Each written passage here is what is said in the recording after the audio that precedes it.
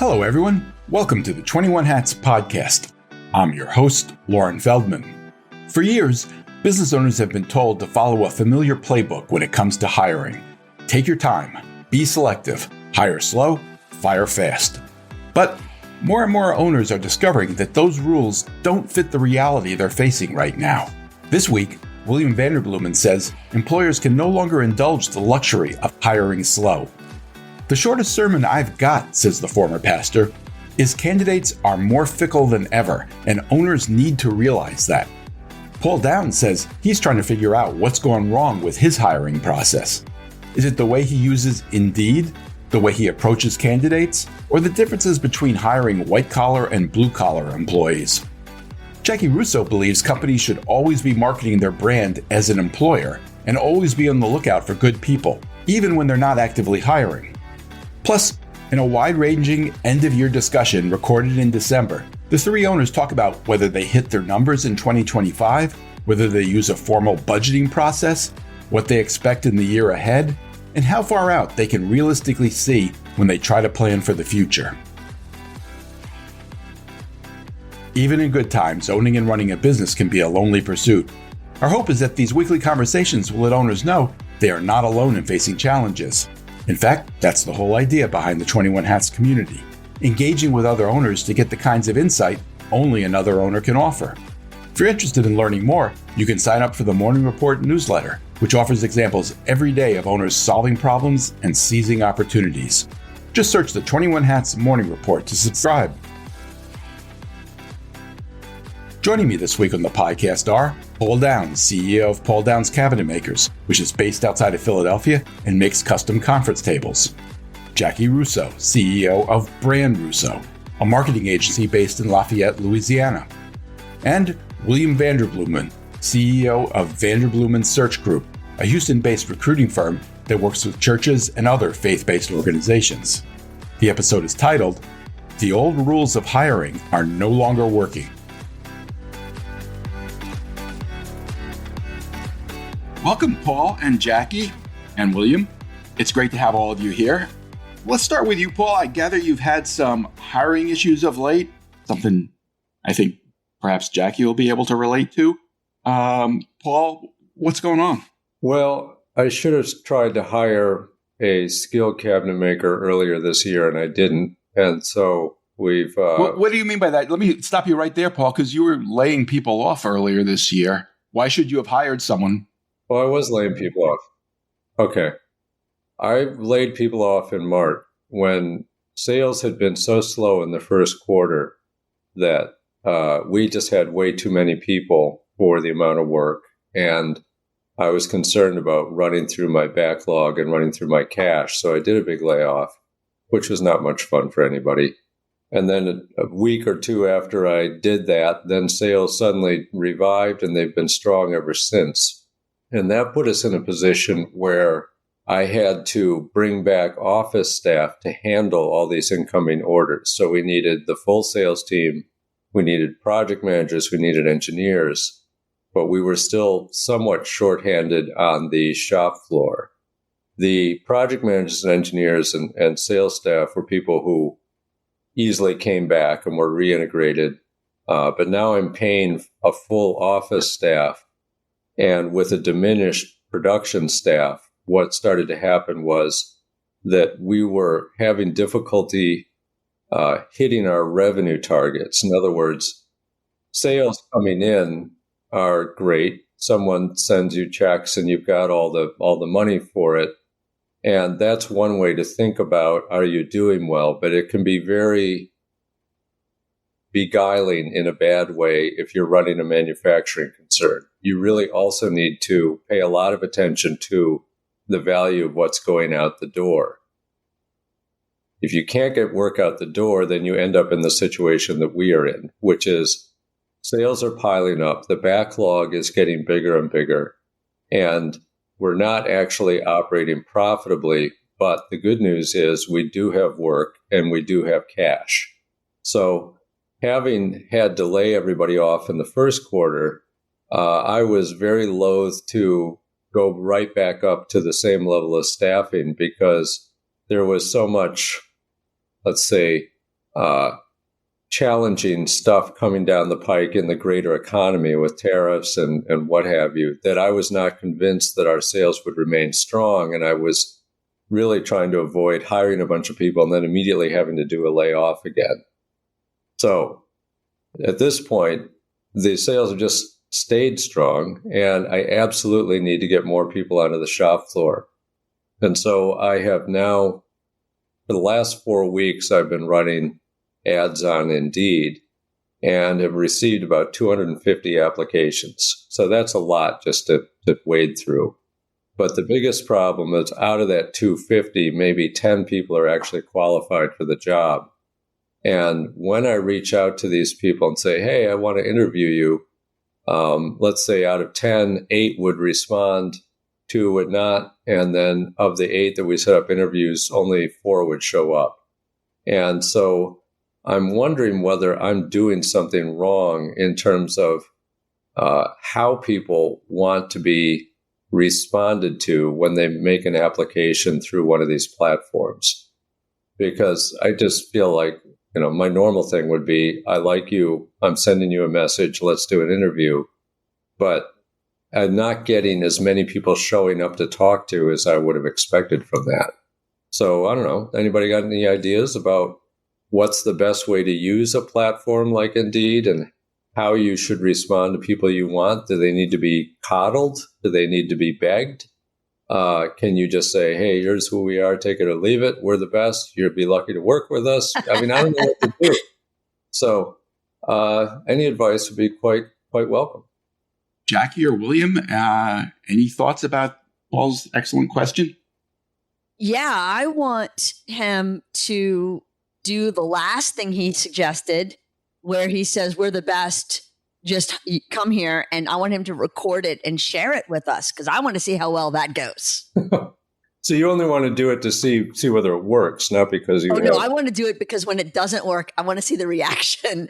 I don't think it's COVID times where it's lopsided one way or the other. It feels more balanced than it has been the past few years. But I definitely think the mindset has shifted. And, I do all that consulting work with the Edward Lowe Foundation. And a big part of that is the recruitment, training, and retention of teams. And so what I see, it doesn't matter the geography, it doesn't matter the industry, the companies that are perennially open for hiring, meaning they're always putting the word out. They don't have a spot yet, but they're always putting the word out for qualified, talented people. They've got a backlog of applicants. And so then when they do have an opening, they start with that stack first because there's already a relationship there. How long do you think someone's going to wait if they're on the job market before they just... I don't think they're going to wait. I think they're going to leave the place that takes them for granted and come to the place that is in their mind positioned as the creme de la creme opportunity. No matter what. So somebody leaves a job or decides they need to leave a job, and let's say that only happens when the current situation is intolerable for some reason, and they don't have unlimited savings. And meanwhile, I'm plucking one applicant who's been sitting around for 6 months off my pile every now and then. Like, that doesn't strike me as being realistic. People who are looking for jobs tend to take jobs because they need them, right? So how long can you wait? I think we're talking about two different things. You're talking about the people who are in the market right now. Those people, they're only going to be in the market until they get scooped up. But I'm talking about people who are looking, and they may be in an okay job, and they're going to keep looking until a great opportunity comes along. And if you've built a place with the culture and respect and systems and processes that make it a great job, then when you do have the rare opening, people will jump ship to come to you. Totally disagree with you, Jaci. Totally disagree with you. 100% disagree. And that's a new reality. Let me give you a little background. The problem with saying tell us William is a recovering preacher. So it's going to be long and 3 points, and it all start with the same letter. There might even be a poem at the end. Who knows? But, in 2020, long before it was a thing, we called the end of 2020. We said there's going to be a great resignation. And it was my Forbes column. It's probably the most read thing I've ever written. It happened. the pendulum has swung back now to the great clinging, or whatever you want to phrase that sticks. People are hanging on to their job. They're not willing to leave as quickly as they did. Okay, so the pendulum swings. So maybe you don't lose somebody who job hops immediately. But I have never, ever seen, in almost 2 decades of doing this executive search, candidates that are more fickle than they are right now. Fair. And I think there are a lot of contributing factors. And I'm incredibly bullish about Gen Z, despite all that's written about how they don't know how to interview, and they don't know how to dress, and they don't know how to look people in the eye, and that we can fix all that. They work hard. Very bullish. However, in their world, these are the first iOS native people, right? Gen Alpha, Gen Z, and millennials to some extent, and they make up the bulk of the workforce. When I grew up, there were 3 channels to watch, unless you happen to watch PBS, which I did all the time. So there were 4. Saturday morning was, what do you do on Saturday morning if you're our age? I bet everyone on this call would say, oh, that's when we did what? We watched cartoons, because that's when the cartoons were on. Ask someone who's young in the workforce right now when the cartoons are on. The answer is whenever I want them to be. And if I don't like them, I'll go. Preacher, I got to interrupt you. Okay. I don't hear you disagreeing with Jaci yet. I think that if you have a quality candidate and you need to hire them, you better not wait. One of the longest standing phrases in my world, and I didn't make it up, is hire slow, fire fast. I don't think you get the luxury of hiring slow anymore. Agree. I think we're in an on-demand generation. If they see it and they want it, they go do it. And if it's not you and you're not ready for 6 months, then you need to be ready to hire whoever's ready when you're ready. Oh, so let me, Jaci, can I jump in here for a second, Jaci? Yes. I want to defend you. Thank you. You're talking about something that's come up here a little bit. Sean Bussey has said things along these lines too. If I hear you right, you're kind of suggesting that Paul do a form of marketing, except instead of marketing his product, it's marketing his place as a place to work.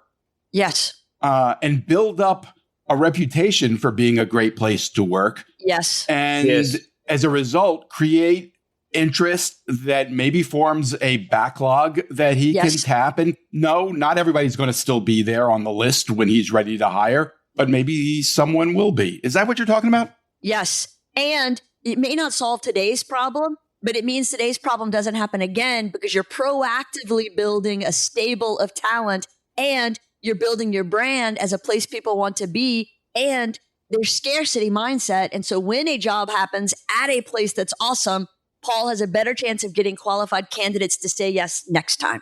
Paul, you've talked here many times about creating a great place to work, a place where people really want to stay. And that all makes sense to me. I'm curious, have you tried to spread the word about that? Have you tried to create a reputation for being the place you are?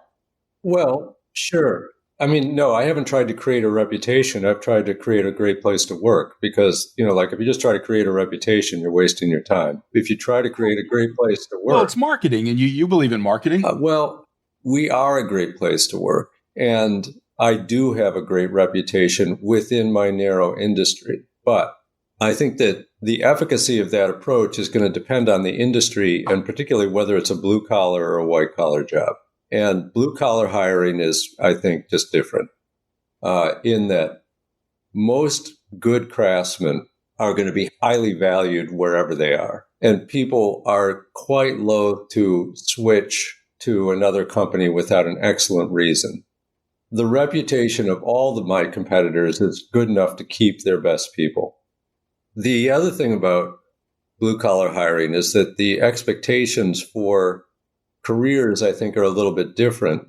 And the overall way you communicate with the kind of workers I need is not at all like what white collar people do.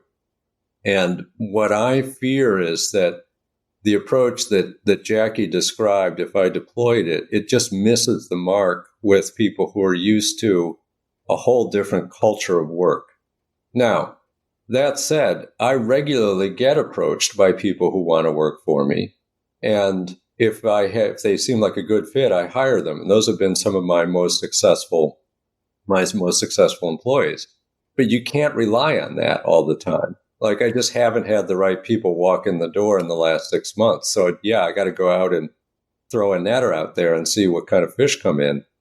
And that is a process where I feel like I'm not connecting. And part of it may be that I'm working through a platform like Indeed. And part of it may be that it's hard for a company to establish a reputation and communicate it through whatever channels blue collar people are ordinarily looking at. Like, none of the people who work for me are reading the New York Times or Forbes or any of that.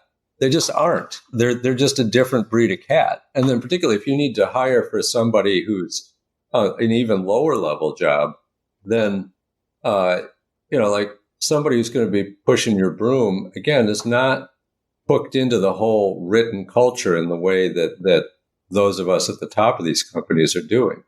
So I wish that just having a good reputation and being a good place to work would have a line of people out the door every day, and then I could take my choice. It'd be great. We wouldn't even be having this conversation. But what I'm saying is I feel like I've got a good job. There's people who want it, and there's something happening in the communication that I'm not responding fast enough, or I'm responding too fast, or I'm doing something, and it's very difficult for me to put my finger on it. So I think that I would actually be curious to hear whether either of you ever hire blue collar.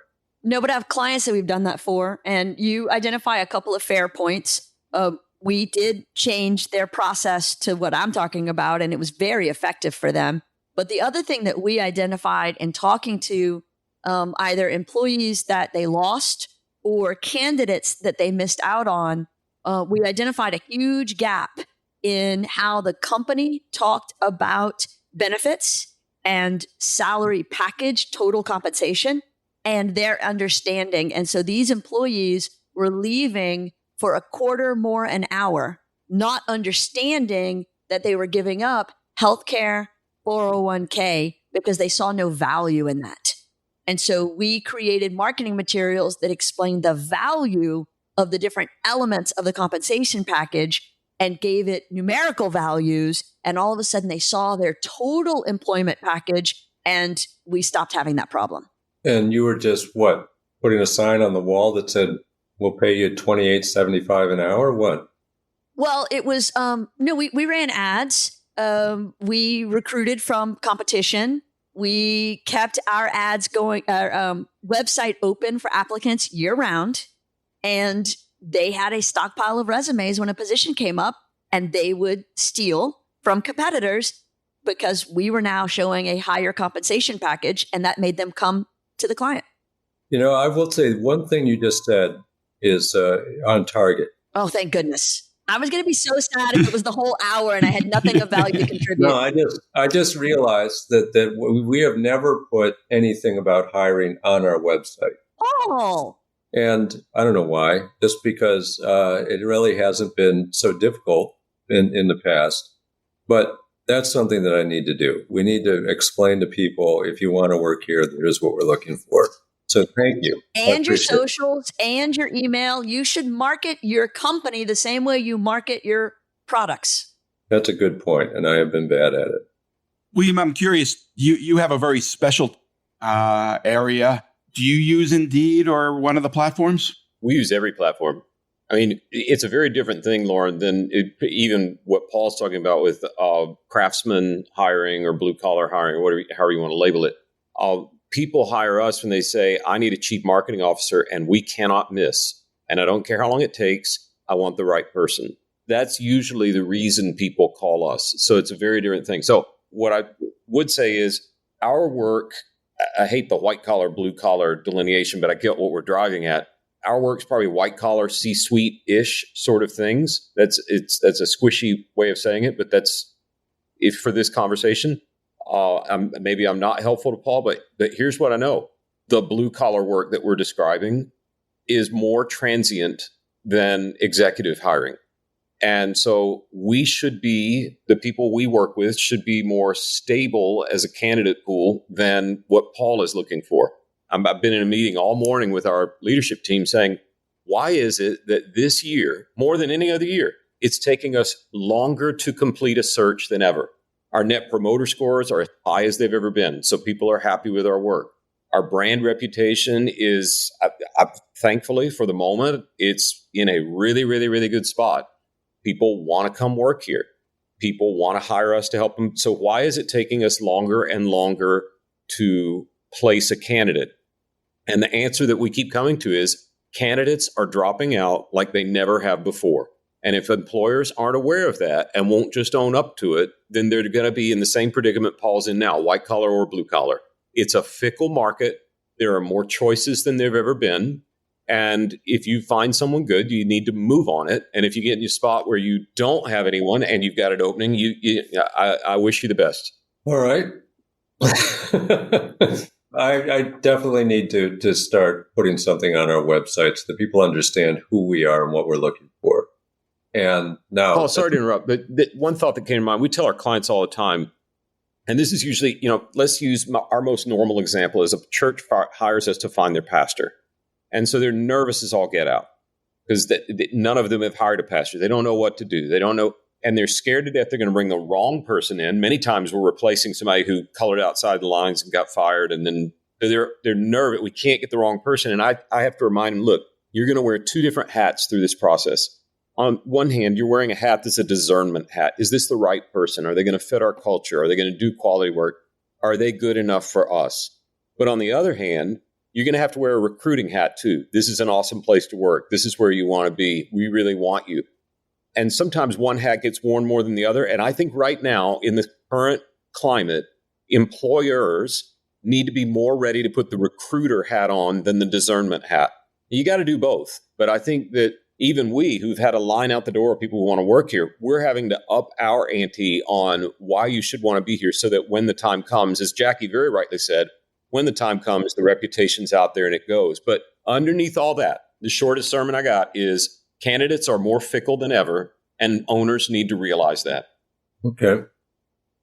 I want to move on to something else, but Paul, I just wanted to clarify one thing. You said earlier that you have a significant backlog of work, and you referred to the layoffs you made. So I think you still have fewer employees than you had when the year started. But you also said you're not operating profitably. Can you explain why you're not operating profitably right now? Yeah, it's pretty simple. The business model of a manufacturer is you're basically selling production hours at some rate of money. And when you're fully operating at full speed, you've got X number of hours times X number of dollars. That's your accrued revenue. And the expenses you have to cover with that are whatever they may be. And, like the rent and my salary and all of my office staff who are not hourly productive employees, they cost Y. And if Y is greater than X, like even if you could get everybody to work 100% all the time, you just don't have enough people to cover that nut of the expenses, you're going to be operating unprofitably on an accrued basis. That's where we're at right now. Now, what does that look like? It can look pretty good. If you're selling faster than you're building, you can have a kind of a backlog of cash coming in because cash could be arriving faster than you're spending it. It can be very difficult to realize that it's not that you're making money, you're just bringing in money a little faster than you can book it as revenue. And that's the position we're in right now. It's not the worst place to be. I've been there before. And now I know what to do about it, which is we need to put more hours out on the shop floor so that we can cover the fixed expenses of dealing with the first parts of our sales process, which is all expense. It's people who are on salary. And so, I don't even know if that makes sense, but it's a subtle thing I'm trying to describe. And it's not true of all businesses. This is in manufacturing, where your accrued revenues tell you what your factory is doing. In other words, you could sell $100,000 in a month, and if you only build $40,000 in a month, you're losing money, particularly if your factory costs $80,000 a month. So we've got to be able to build enough to cover those expenses, and we're just not quite there at the moment. Got it. Does that make sense? Yeah, sure. Okay. William, I have a follow-up question for you, too, that I think will then lead into our discussion about what all three of you are expecting in 2026. My question for you, William, is you told us that this is an unprecedented situation, that it's taking longer to fill roles. What impact has that had on the performance of your business in 2025? And how is it affecting your looking forward to 2026? I think that what we're finding is candidates are more fickle than ever. So we're having to break the process that we've trusted for the last 18 years and rebuild it in a different way that's more agile. And I guess I've been saying this forever, but when we studied the very best candidates we've ever met, we've tracked the most successful people we've ever encountered, and it was our top 30,000, and we distilled their habits. What do they do that's different from all the rest? What makes them a 1%er instead of everybody else? One of their things was a commitment to agility, which goes away with time. And if you don't believe me, try doing some touch your toe stretches now and tell me it's easier. Well, was it easier when you were 5 or now? Like, nature causes calcification with time. And I think what we're learning is that our process, which has been so sturdy and thorough and all this, it has gotten calcified. And the day is different. So we're having to break our process apart and rebuild it and do what's the standard analysis, meaning what's working, what do we need to stop, what do we need to start, that kind of thing. We're doing that with our entire process. Having said that, we're setting different sales expectations with clients. When they call, we say, listen, we've never seen it this hard ever. And we've been doing this a long time. We've completed 4,000 executive searches. So if you sign with us, you're better off with us than without, but it might not be a super quick fix. My friend Dave Ramsey says every customer satisfaction problem is usually a sales problem. That's a really great line. I don't know that it's categorically imperative, but 100%. Well, you could just make a bad product, but then communicate its badness. Like, if you clearly communicate, that is marketing, and that avoids all customer service issues. Well, then we're saying the same thing. But I think, Lauren, what we're doing is we're calibrating expectations, Lauren. We're breaking our process open to say, how do we do this faster and better? And then we're super convinced that the solution to all this pain in hiring is us having a lot of, there's B2B, B2C. I don't know if I made this term up or not, but H2H, human to human contact with the clients, with the candidates, like really reaching out in absurd ways on birthdays and anniversaries and that sort of thing. That to us is what's, for right or wrong, it's where we're putting a lot of our eggs in that basket. I think people are starving for more of that. I think as the world gets more automated and more AI driven, people are dying to hear from another person with a personal call. I mean, we've gone to like handwritten notes, which is crazy. But alongside that, we're adopting AI more and more every single day to buy us time to be able to do the H2H thing. And I think if we look at the searches that have been done the best, this is more than you want to hear, but super interesting. On an exit interview with a client, they're so happy with us, what do we do well? Oh, the communication, the talking to people, it was just so good. When a search goes bad and people give us a bad review and we say, well, what was the worst thing we did? They say, oh, it's the communication. So our best asset and our biggest liability is the same thing, and it's human-to-human contact. So we're scrambling to say, what can we automate so that we have more time for human-to-human contact? And then probably more importantly, we're calibrating expectations with our clients on the sales end. William, did this issue keep you from hitting your numbers this year? Top line, no. Bottom line, yes. Top line's growing. I'm very pleased with where it's going. I've had to invest in more people and more technology this year, which will be probably more of a CapEx investment than an OpEx. It's not going to be an increased evergreen, if that makes sense. But we sunk some money into tech to be able to free us up from some of the mundane tasks that were ruining our labor hours. And we've hired some more people to be able to do more H2H. A year from now, we won't have those expenses won't be repeated. So I don't foresee it affecting the L side of the P&L as much as it has this year. But the top line continues to move up into the right. So what are your expectations for next year based on everything you just told us, but also your outlook for the economy in your sector? Well, my sector is one little row of a can of beans inside a Walmart. So I don't know that my sector predicts the economy. I'm very bullish for us going forward for a number of different reasons. And I won't bore you with all the details, but our idea, which when I started this 17 and a half years ago, 18 years ago, we were a brand new idea to church. Church and new ideas are not like roommates. They don't really get along. So I thought it'd be 30 years before we were a normal idea for churches. We're now normal. We had a tipping point happen, and it's very normal. We don't have to sell the idea of our service anymore. So in that part of our little world, I'm very bullish. Private school is through the roof right now, and we do a ton of work there because everyone's mad at public school, no matter what side of the aisle you're on. Very bullish there. I'm very bullish with values-based businesses that want someone that, not discriminatory hiring at all, but like who fits the way we think around here. And that doesn't mean voting and pro-life or pro-choice or those kind of hot buttons. It's like, do they have the same core values we do? So I'm very bullish about my little row of can of beans on aisle 128 of Walmart, but I don't know what the rest of Walmart looks like. Yeah, understood. Jaci, how about you? What are you expecting in 2026? I am expecting some growth. I mean, I expect that every year, and most years I get it.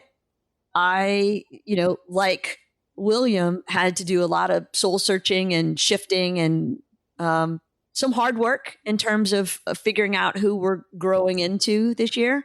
And that took time and investment, but I think it's going to pay off dividends long term. Everyone's heard the saga of our new hire that failed miserably and cost us a ton of money. But the positive outcome of that is it caused us to totally revamp our entire process, systems, platforms, everything. And now we do more, better, faster. So I love that. And we're seeing that pay off already. I don't want to be a 150 person agency. That's not my dream. So to continue to be profitable with a smaller team, and not wear everybody out, keep our 4-day work week, continue to enjoy what we do, continue to help our clients grow. That's the goal. Jaci, do you pay any attention to the economy at large? Or do you think that your results are independent of that and that you'll be able to do this regardless of where the economy goes? I think that everybody should pay attention to the economy. I think it's important. For my particular business, it doesn't hit us sometimes as hard as it hits our clients. And so I pay attention to it primarily because of how it's going to impact them and how do we plow through that. That's my job. Do you have a formal budgeting process that you go through at the end of the year looking into the next year? We have had years where we do and years where we don't. And the years where we do, we're better off for it. How do you become more profitable if you don't know where your expenses are? And really, the thing that I think so many of us are grappling with is not the big expenses. It's not the overhead. It's not the mortgage on the building or the health insurance or the commercial property insurance, although those are all really big numbers that I have to pay attention to. It's the subscription to this software and that tool and that piece that an employee signed up for that's not here anymore, or we signed up for a client and they're not using anymore. And so that annual go through and figure out all that stuff, those are a bunch of pennies that turns into dollars. William, do you go through a formal budgeting process? We do. I'm in the middle of it right now. How does it work? I'd love to say we do zero-based budgeting, but that's just not what we do. We don't have a supply chain. We don't have manufacturing. We're a pure service organization. So we are people and laptops and office space and travel budgets. And so scaling up people is the only place that we would scale up. And I'm kind of careful to do that because if the scale up doesn't last, scaling down means firing people, which is no fun and hurts the business and hurts people and all those things. Now, this is going to sound crazy, Lauren, but we usually say, let's look at our OPEX for this year.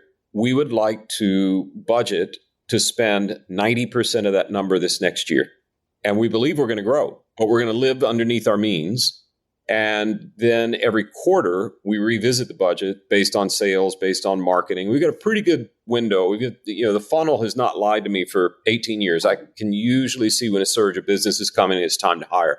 So there is a plan that's laid out each year. It doesn't vary a lot. I mean, I can't change the rent. I can change a few subscriptions. I'm with Jaci. I got way too many tech subscriptions. Probably could reduce that. But it's more of a, what are we going to do about salaries this year? And how are we going to budget in a way that if we shrunk by 10%, I wouldn't have to go firing people? Are you expecting to hire people next year? Yes, I have every year, except 2020. I don't think I hired anybody in 2020. How about you, Paul? You've had such an up and down year. I can easily imagine you being a little gun shy about projecting what next year is going to look like. How are you thinking about it? Well, you nailed it. I can think whatever I want. I actually expect it to be a reasonably good year. And what I worry about is just how it's going to start off.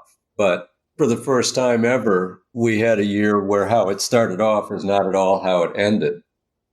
And I think that the shock of whatever was happening in the news at the beginning of last year has now become the new background noise. So insanity from the top is everybody shrugging at this point. My military clients continue to spend money. I think they will continue to do that. And the private clients, the municipalities and all that, they seem to be spending money. We should be in good shape. I think that the long-term trend for my industry is that the number of people who can do what we do is going to continue to go down, and it's going to go down real fast in the next 5 years. Because I know for a fact that some of my competitors, the owners are in their late 70s to 80s, and the shop floor workforce is in their 60s, and that they're just going to be gone. And so we'll be there to pick up that business. Now, what that looks like on any given day could be good, could be bad, but I have reasonably good hopes for the next few years. And it's been a crazy year, but we ended up in decent shape, which I did not anticipate, and I'm happy about it. Do you go through a formal budgeting process looking ahead? Not really, but there's almost no point because it's difficult to predict what the nature of the different jobs is going to be during the course of the year. But I have great records on what previous years are. So I can always tell when things are starting to get weird because I can just look at it and say, what was normal? Well, normal was material costs between 18 and 21%. If suddenly material costs were looking like 25%, I'd be like, that's a problem. What would we do? Raise prices. If everybody came in and demanded a raise, what would I do? Raise prices. I mean, the answer is almost always just raise your prices. So why bother? And then look and see how we're spending money and how we're doing profitability-wise as the year goes along. Because I keep my books up to the date every day, and I have a very good idea of whether we're profitable or not. And I have targets of where I want to be, and I'm willing to kind of ride the waves as they go up and down and see what happens. Now, that's probably not the smartest way to run a business. That's the way I'm used to doing it, and I'm comfortable with it. Do any of you look further out than a year? Do any of you stop and think where you'd like to be in 5 years and what you need to do to get there? I do. I always do. One of the things, a concept that was explained to me a couple of years ago, which is kind of interesting, is called time span. And it's the ability of people, and this varies by person, to anticipate the future and what they think of as a normal envelope of what they want to think about. And I think that most entrepreneurs and bosses are going to tend to have longer time spans, and a lot of employees are going to have shorter time spans. And some people have extremely short time spans. Like my disabled son has a time span of about 15 seconds. Most people are going to think in terms of weeks or months for what they're thinking ahead, and maybe a couple of years. But I think business owners are almost always thinking, like I generally think 10 years out, minimum, what needs to happen. So where do you expect to be in 5 years, Paul? Hopefully half retired. And with my business on its way to being in the next generation's hands, and with me starting to not be at the office as much and do more traveling and sort of start to rest a bit. I mean, I've been doing this for almost 40 years now, and I'd like to dial it back a little bit. What has to happen for you to get there?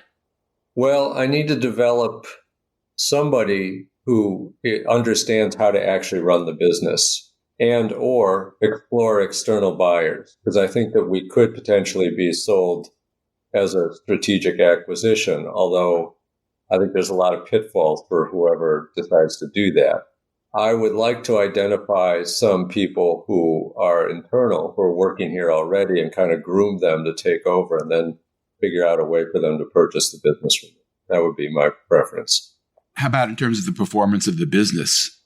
Does that have to change? Well, manufacturing like we do it is just a tough business. And you're doing pretty well if you can do a seller's discretionary earnings of 15%. And sometimes it's lower than that. But, if you're doing $5 million and you got an SDD, that's $750,000 to play with. And that could finance an acquisition at a price I would be comfortable with. So that I don't anticipate that there's going to be some magic change to the way we do business, or that robots are going to take over the shop floor, or AI is going to eliminate all my office staff. I don't see any of those things happening, because what we do is so labor intensive and human intensive and not amenable to any kind of automation. And that's what produces the value that our customers want. So I don't see any huge changes in the business model and the overall cost model. Now, that could be different. Like Jaci's probably looking at a whole different way of doing business if she wanted to go down that path. Correct. Jaci, I think I heard you say that you do look ahead 5 years. Oh, yes. What are you seeing? A different business. We made the transition into B2B 10 or 15 years ago because we saw B2B stable and growing and B2C crazy madness. And B2C is a 6 trillion business and B2B is a 20 trillion business. But 70% of agencies focus on consumer side and only 30% focus on the business side. And that's been a smart play for us. We made the commitment to be a high touch, high value, high cost compared to the $500 social media agency who has to have hundreds or thousands of clients. We don't. We have dozens. And that's a better model for us. And so that's a little bit insulated us from a lot of the AI changes. But we've been at the forefront. I mean, for 2 years now, we've been talking about AI. We've been using it. I've been taking advanced classes as I'm teaching entry-level classes. And I don't think that's going to change. But I do think that our business continues to shift. Just like when we all got computers, internet, et cetera, the tools are going to make the people who want to just do it themselves have more opportunity to do it themselves. But the people who don't have the talent, they will continue to need us. And so our H2H is going to continue to be very successful. And that's where we're focused. What looks the most different when you look out 5 years? And just in terms of your daily life, the operation, the office, what do you see? I see, people continuing to want to work, some from home, some from a community where we are together. And we'll continue to support both of those endeavors as we've had for 25 years. I see us focusing more and more on professional development for that culture and team building and continuing to position ourselves as a place to work. I see the need for the cross training that we kind of a little bit started to do more of this year to really ramp up, because rather than the team approach we've had all along, where a brand developer serves as a team lead, and then there's somebody for social media, somebody for PR, somebody for graphic design, somebody for copy, it won't be like that. There'll be a creative on the account, but we'll be able to use the tools, and there will be 7 people doing 7 different things. 1 or 2 people will do 7 to 10 things. You've told us in the past you anticipate turning the day-to-day operation of your business over to your son within 5 years. Is that still your thinking?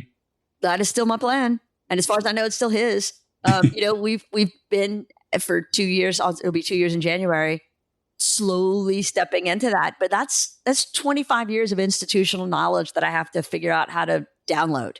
And so we're taking it in baby steps. He's working his way through the company, taking on different roles, different jobs, different lessons, and starting to take on more and more responsibility. And as long as he keeps wanting to do it, we're going to keep heading down that path. Is there any aspect of that concerns you that you're most focused on figuring out? Oh, Lauren, so many parts of it. There's some things that I am really good at naturally that he's having to learn the skill. There are things he's really good at naturally that I never got good at. So it's a lot of reconsidering the position. The title may be the same, but the tasks are going to be different. He's not going to do my side of a he said, she said podcast, Well, maybe he said. Well, but maybe not. Maybe it's not Michael and Jackie and it's not Jackson and somebody. Maybe it's 2 other people altogether. Or maybe that's just not the thing anymore. I mean, it's been great for us, but maybe in 5 years from now, that's not a tool in the toolkit. And so I am doing my best to not hold on to any sacred cows. I am figuring out what the new leadership team will use as their tools. And they won't be my tools. They'll be different. You've really thrown yourself in figuring out what impact AI is going to have on your business and how you can use it to your advantage. Are you bringing him along on that? It's a solo trip for now. No one in this building loves it as much as I do or believes in it as much as I do. And that's okay. I have taken on the responsibility that it's my job to figure it out and implement it. They're doing their part. Don't get me wrong. They've all have tasks and have roles. But, he's not just half me. He's also half Michael. And so that is a cross for everyone to bear because we are so very different in how we approach things. Michael's been a little more resistant to adopting AI. That's the kindest way to say it, Lauren. A little more resistant. It's quite a bit more, I think, dramatic than that. But yes, for sure. William, how about you? Do you look out 5? Well, I'd like to think I do, but I don't know anyone that can. So I'm trying, but the rate of change is, I mean, this is no shocker, is just faster than I've ever seen it. And it's going to keep getting faster. Maybe that means I'm just getting older, but 5 years out is hard to see. I am trying to prepare us for whatever comes.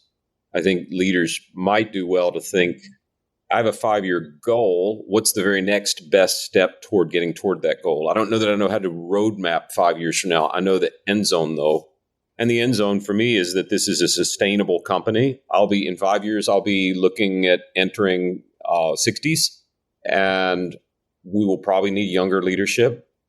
But how we get there and what that looks like, there's a whole AI piece to what we do that I don't think we've unlocked yet. I'm in 3 different cohorts with AI, business owners trying to learn AI. I'm taking classes. I'm trying to figure out how this integrates in a cohesive, strategic way. There are a lot of places it's going to speed us up.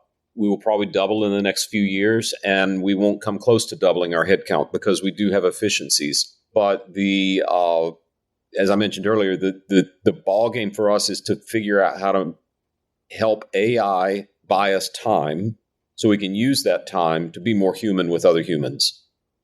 And there are days where I go through AI cohorts and I say, oh my gosh, we're living in the Terminator. This is about to all end. Everything's going to get taken over.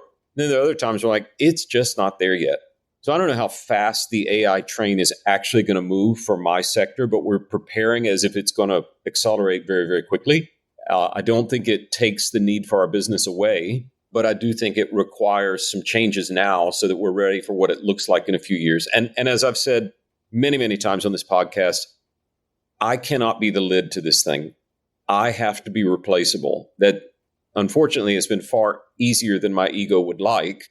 But I'm trying to build out a future where 5 years from now, if I want to do an ESOP, great. If I want to hire a CEO and just be an owner with passive income, great. If I want to sell to another investor, great. And that means I'm walking this tightrope of how involved and essential do I need to be. And of course, the shadow side of it is you could just not be involved and be negligent and miss one of the biggest windows of change in the history of business, this AI thing. So the end zone is we will need younger leadership in 5 years. Will we have different ownership? I don't know. But I'm trying to position myself as someone that is more of a founder than a daily in the weeds CEO. And I think we're moving in that direction. There are times, my job description is I work on new things and on broken things. And right now we got a few broken things and I have to dive into the weeds to do that. But on the balance, I think we're moving in a decent direction toward me not having to be here for this to live for a long time and continue to help our clients long after I'm out of the equation. All right. My thanks to Paul Downs, Jaci Russo, and William Vanderbloemen. Thanks for sharing, everybody. One thing before you go. Everything we do at 21 Hats is created by entrepreneurs for entrepreneurs to help us all learn together. If you get something out of listening to these podcast episodes, consider joining the conversation. You can do that by joining the 21 Hats Sounding Board, a Slack channel where you can tap the wisdom of a very smart crowd, or by becoming a founding member and joining our monthly Zoom forum, where you can be part of conversations much like the ones we have on the podcast. You can sign up for both by subscribing to the Morning Report. If you have any questions, you can email me at lauren@21hats.com. And if you get something out of this podcast or out of the Morning Report, please tell a friend, tell an enemy, tell every business owner you know. Your word of mouth, owner to owner, will always be the most effective way to build this community for all of us. Thank you. It means a lot. This episode was produced by another entrepreneur, Jess Stuberon, founder of Blank Word Productions. Thanks for listening, everyone.